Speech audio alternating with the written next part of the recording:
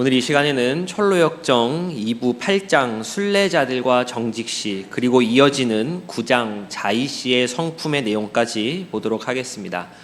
원래는 한 주에 이제 한 장씩 나눴었는데 이 9장 자의시의 성품의 경우 분량이 채 2장이 되지 않는 관계로 8장과 함께 묶었습니다. 우리 8장과 9장의 내용을 함께 따라가면서 이 안에 담긴 신앙의 교훈들을 살펴보도록 하겠습니다. 먼저 어떤 내용이 들어있는지 줄거리부터 나눠보겠습니다. 8장입니다. 담대와 크리스티아나 일행은 순례자들을 위한 전망대에 도착을 합니다. 이곳은 과거 크리스찬이 믿음이라고 하는 그의 형제 믿음을 만났던 그런 장소였습니다. 순례자 일행은 이곳에서 쉼을 가졌습니다.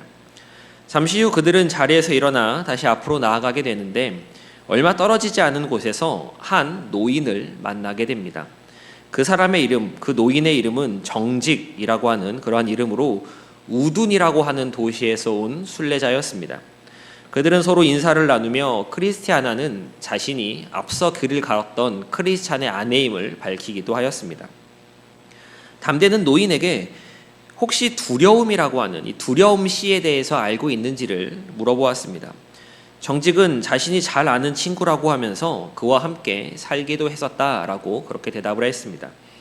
담대는 자신이 그를 천성까지 안내했었다라고 말하면서 이 둘은 두려움 시에 대한 이야기를 나누기 시작했습니다. 그가 천성에 들어가기까지 있었던 또 겪었었던 그러한 일들에 대한 나눔이었습니다. 이야기를 마치자 크리스티아나와 자비심 또 마테와 야고보는 이 두려움 시에 대한 이야기에서 배운 내용들을 서로 이야기하기 시작했습니다. 담대는 아이들의 이러한 반응 또 대답을 칭찬하면서 이 8장이 마무리되게 됩니다. 이어지는 9장은 자의라고 하는 사람에 대한 이야기입니다. 두려움 시에 대한 이야기를 마치자 이 정직이라고 하는 노인은 자의 시에 대한 이 자의라고 하는 사람에 대한 이야기를 하기 시작했습니다.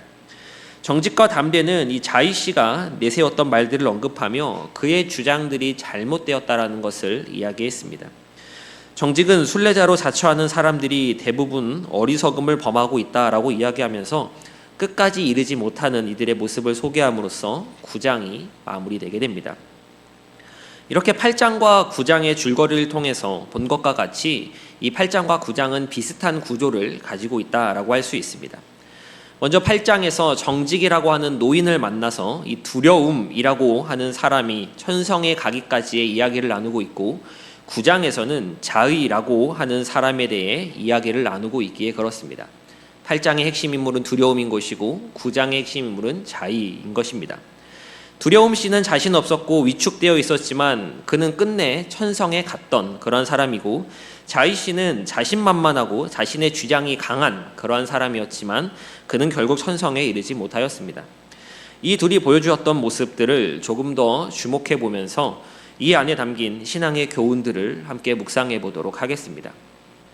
먼저 8장에 나타나는 두려움이라고 하는 인물에 대한 내용입니다. 제가 줄거리 소개에서는 말씀드리지 않았는데 이 정직이라고 하는 노인을 만나게 될 때 작은 사건이 하나 있었습니다. 정직이 순례자 일행들을 강도 패거리로 오해하는 그러한 일이 있었던 것입니다. 그래서 이 둘은 싸움이 날 뻔도 하였습니다. 정직은 이 순례자 일행을 작은 믿음의 돈을 강탈해 갔던 강도 패거리인 줄 알았다고 말하면서 이들이 오해를 푸는 과정이 간략하게 나오는데 여기서 언급되는 작은 믿음은 철로역정 일부에 나타나는 그 작은 믿음입니다. 작은 믿음은 참된 신앙을 가졌음에도 불구하고 이 세상에서의 고생과 또 어려움에 사로잡혀 자기가 받은 복음과 은혜의 복락을 누리지 못하고 살아가는 그런 연약한 믿음을 가진 신자를 의미하고 상징하는 인물이었습니다. 여기서 작은 믿음이 언급되는 까닭은 곧 소개할 두려움이 작은 믿음과 연결되기 때문입니다. 두려움은 하나님의 은혜를 받았음에도 불구하고 하나님의 거룩하심과 자신의 부족함을 알기에 믿음으로 하나님께 나아가지 못하는 사람들의 연약함을 보여주고 있다라고 할 수 있습니다. 복음을 들었고 더 이상 이전과 같은 삶을 살 수 없지만 그렇게 살 수 없다라는 분명한 생각을 가지고 있음에도 불구하고 믿음의 결단을 가지고 하나님께 나아가지 못하는 그러한 연약한 사람의 모습을 보여주는 것입니다.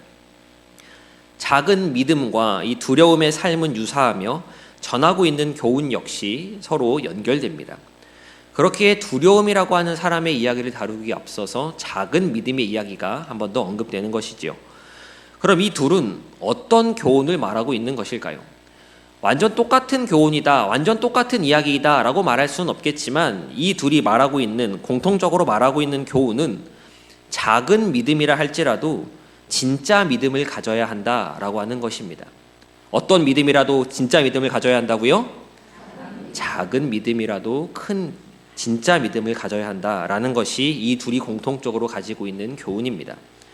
아무리 큰 믿음이라고 이야기할지라도 그것이 가짜라면 그것은 아무 소용이 없으며, 진짜 믿음, 작을지라도 진짜로 믿는 이 마음이 중요하다라는 것을, 그리고 진짜 믿음은 신앙생활 가운데서 어떠한 모습으로 나타나게 되는지를 이 두려움에 대한 이야기를 통해, 두려움이 천성에 갔던 그 이야기를 통해 8장은 설명해내고 있다라고 할 수 있겠습니다.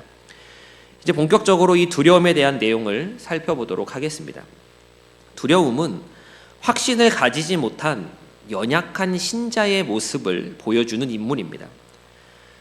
두려움은 순례의 길을 걸어감에 있어서 무슨 일이 생기기만 하면 낙심했고, 무슨 일이 생기기만 하면 주저앉았으며 늘 두려움을 가지고 이 순례의 길을 걸어갔던 인물입니다. 그가 두려워했던 이유는 자신이 감히 하나님 앞에 설 수 없는 죄인이다라고 하는 사실을 그가 알았기 때문입니다. 하지만 두렵다고 해서 예전의 삶으로는 돌아갈 수 없었습니다. 예전의 삶이 옳지 못하고 그건 아니라는 확신은 분명히 있었습니다. 하지만 앞으로 가자니 두렵고 뒤로 가자니 이건 좀 아닌 것 같고, 그러다 보니 믿음이 있고 복음을 가졌음에도 앞으로 쭉쭉 나아가지 못하고 주저앉게 되는 그러한 것입니다. 두려움이 지났었던 순례의 길을 짚어보면 그는 크리스찬이 빠졌었고, 또 그의 아내인 크리스티아나와 또 자비심 일행들이 조심해서 빠지지 않았었던 그 낙심의 늪, 좁은 문으로 가기 전에 있었던 그 낙심의 늪, 절망의 늪에서 한 달 이상을 울며 불며 주저앉아 있었다라고 그렇게 전해집니다. 크리스찬은 헤엄쳐서 빠져나왔고, 크리스티아나와 자비심 일행은 조심해서 빠지지 않았지만 이 두려움이라고 하는 사람은 그곳에서 어쩌지 못하고 그냥 빠져있는 상태로 한 달 이상을 울며 불며 주저앉아 있었습니다. 좁은 문 앞에 이르러서도 문을 두드리지 못하고 자기는 자격이 없으니 늦게 온 사람들부터 들어오라고, 먼저 들어가라고 이야기를 했었고, 좁은 문 안으로 들어갈 때 역시 그는 부끄러워서 얼굴을 들지 못했습니다. 추천서를 가슴에 품고 있으면서도, 초청장을 그 마음에 가지고 있으면서도 그는 두려워했습니다. 이렇게 두려워하는 이 두려움 씨에 대한 모습을 보면서 무엇을 보여주는 것일까요? 그것은 예수 그리스도의 온유함은 이와 같이 연약하고 두려움에 쌓여있는 자들마저 충분히 용납하신다라고 하는 것입니다. 우리 히브리서 4장 15절 말씀 한번 함께 읽어보도록 하겠습니다. 시작. 우리에게 있는 동정하지 못하시리가 아니오 모든 일에 우리와 똑같이 시험을 받으신 이로되 죄는 없으시니라. 이 말씀을 두려움이라고 하는 그 사람의 모습을 통해 보여주고 있는 것입니다.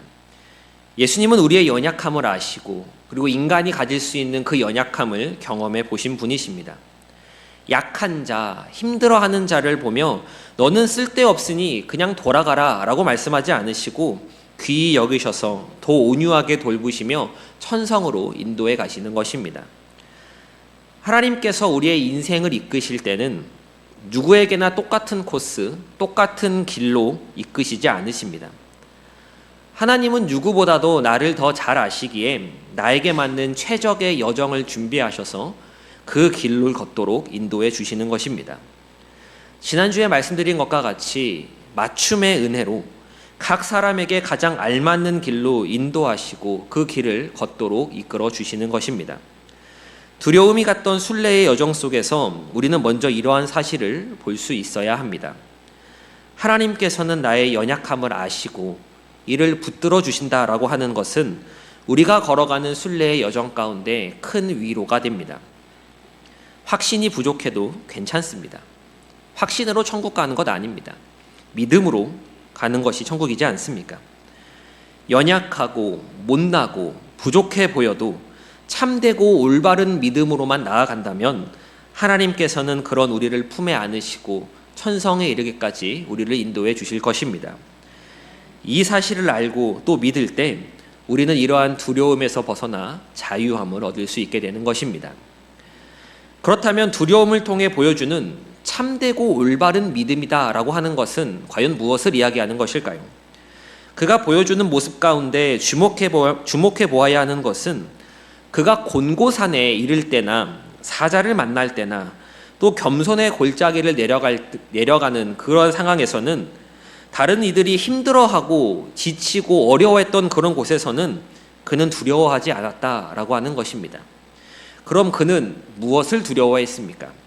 그는 오직 죄와 죽음, 지옥과 하나님에 대한 두려움만을 가지고 있었습니다.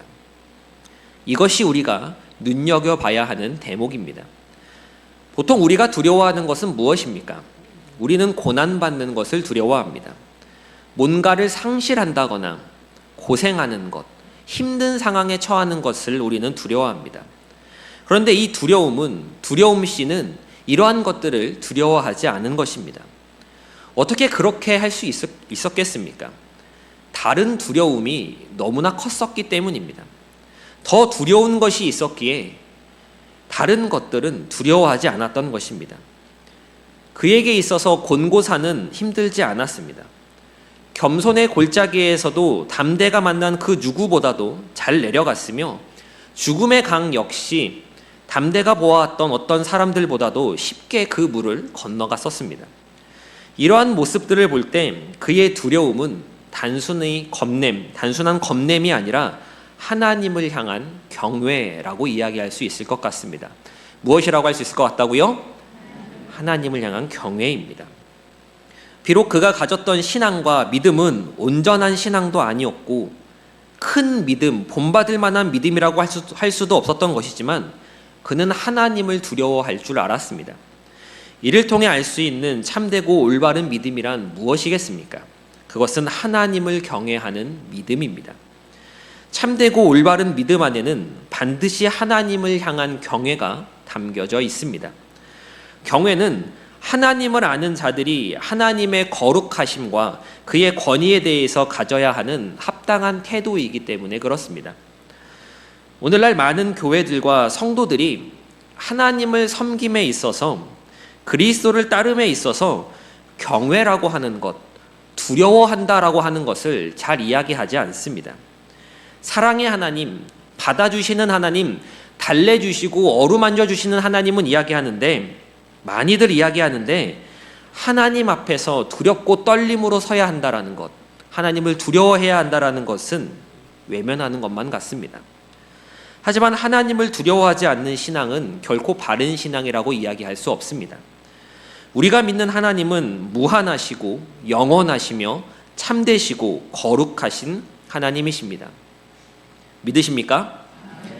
그런 하나님 앞에 피조물인 우리, 죄인된 우리가 서는데 어떻게 두려움이 없을 수 있겠습니까?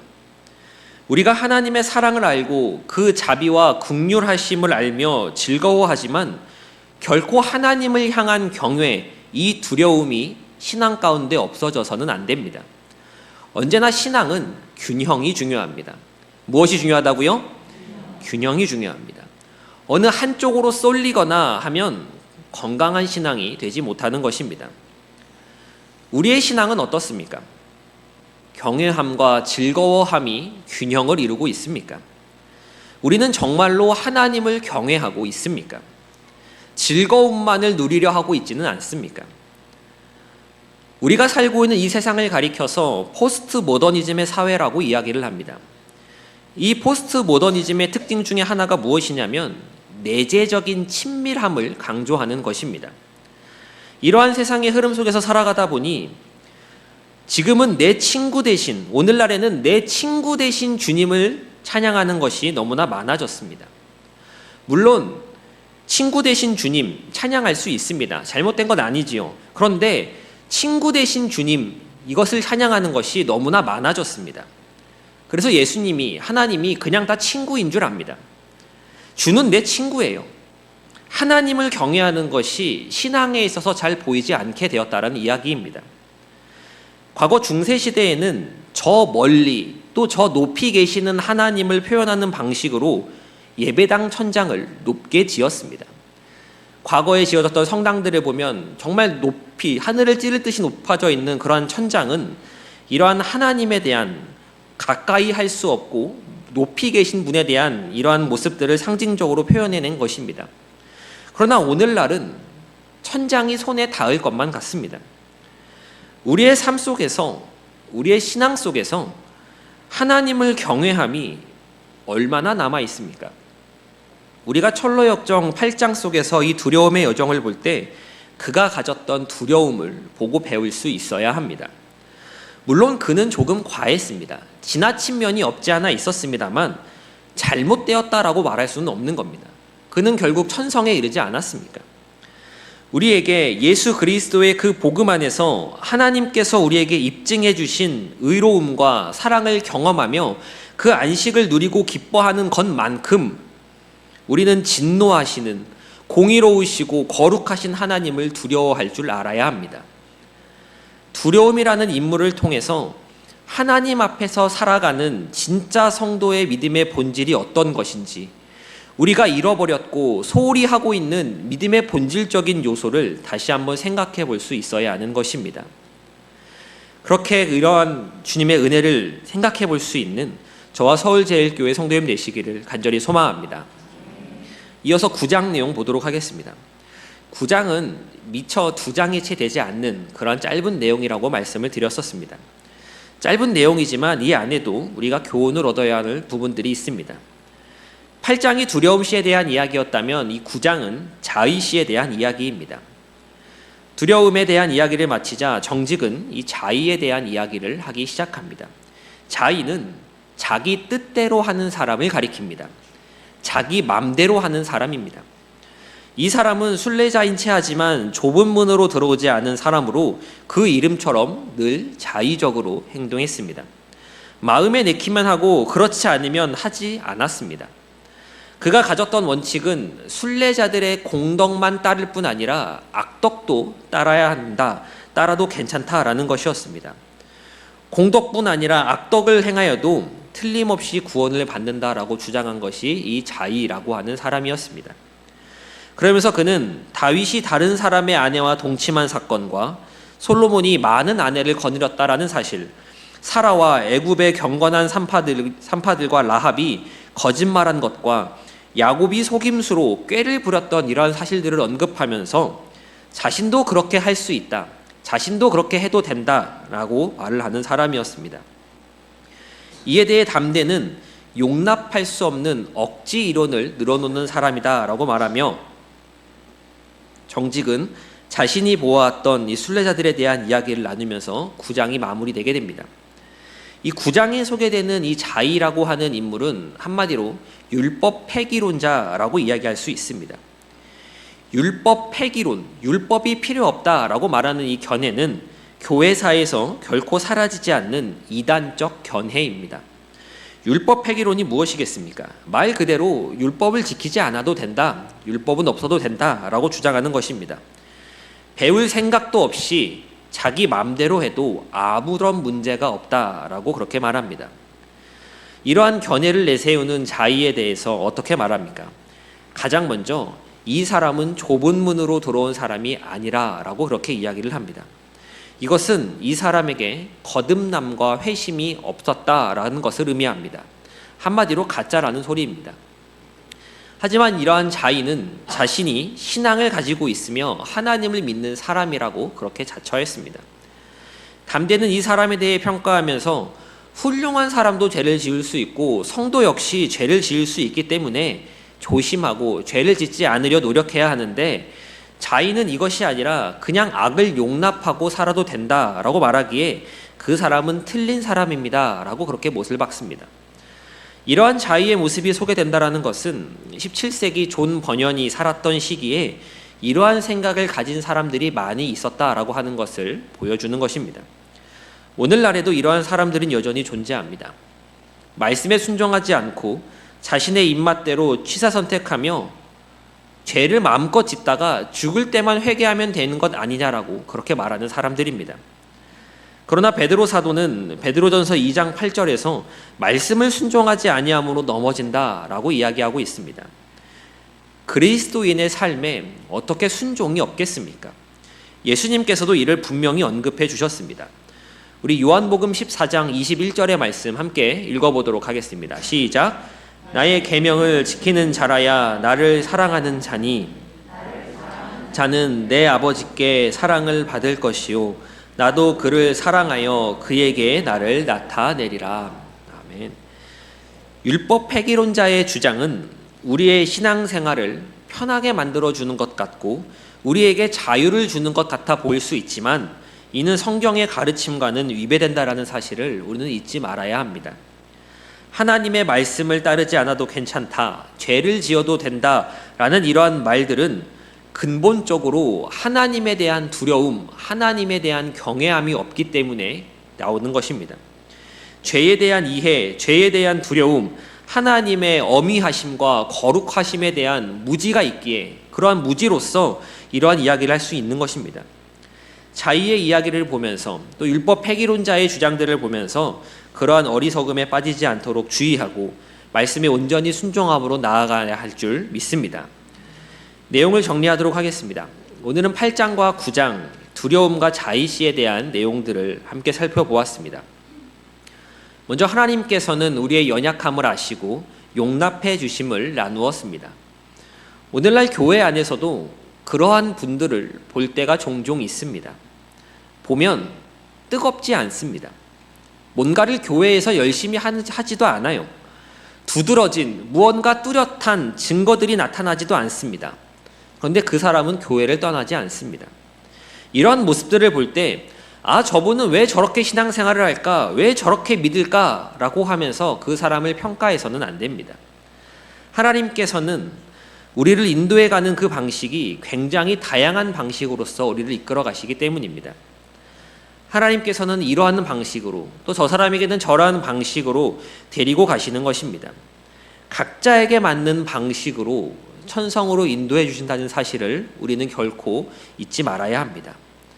그리고 이와 더불어서 참되고 바른 신앙에는 하나님을 두려워함이 담겨 있다라고 하는 것을 나누었습니다. 성경에서 경외함이라고 하는 것을 이야기할 때, 두려워한다라고 하는 것을 이야기할 때 이 히브리어 단어는 그 자체로 부정적인 의미와 긍정적인 의미 두 가지를 모두 담고 있습니다. 부정적인 의미는 아담이 범죄한 후에 하나님의 음성을 듣고 두려워 숨었다라고 말하는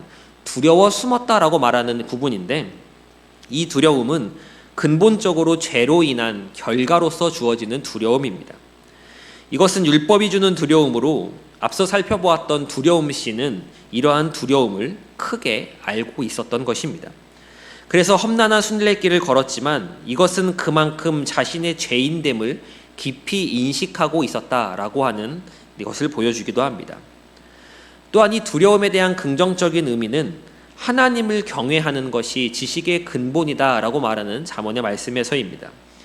이는 하나님의 거룩하신 성품과 권위에서 시작합니다. 모든 만물은 창조주 되신 하나님 앞에서 그 하나님의 권위 앞에서 마땅히 경외함으로 떨어야 합니다. 만약 이러한 경외함이 없다면 자이씨가 이야기한 것과 같은 율법 폐기론을 이야기하며 내 맘대로 내 생각대로 신앙생활해도 괜찮다라는 식의 모습이 나타날 수 있는 것입니다. 오늘날에는 목사님 저는 제 마음대로 믿을 테니까 관심 갖지 마세요 라든지 장로님 저는 제 마음대로 할 테니까 건드리지 마세요 라는 식의 말을 하는 사람은 없습니다. 그러나 우리의 삶은 너무나 많이 자기가 세운 기준을 따라 살아갑니다. 성경의 기준이 아닌 자신이 세운 기준입니다. 그래도 여기까진 내 맘대로 할 수 있겠거니 라고 생각하는 것입니다. 그렇다면 하나님의 말씀은 나에게 무슨 의미가 있습니까? 그 말씀이 가르치는 기준은 대체 무슨 의미를 가지는 것입니까? 하나님의 말씀을 내가 지키지 못하기 때문에 하나님의 말씀을 그 말씀의 기준을 내가 넘어갈 수 있는 수준으로 떨어뜨리는 것이 내가 할 수 있는 일이겠습니까? 천만의 말씀입니다. 하나님의 말씀은 언제나 하나님의 말씀이고 우리는 그 말씀 앞에서 은혜를 구해야 합니다. 우리가 하나님을 섬길 때 경외함으로 섬겨야 할 줄 믿습니다. 우리가 하나님을 경외하는 성도가 되어야 할 줄 믿습니다. 우리의 삶 속에서, 우리의 기도 속에서, 우리의 가정과 직장과 교회 생활 속에서 아무도 보는 이가 없는 그런 환경 속에서 한결같이 하나님을 경외하는 성도들이 되시는 저와 서울제일교회 성도님 되시기를 간절히 소망합니다.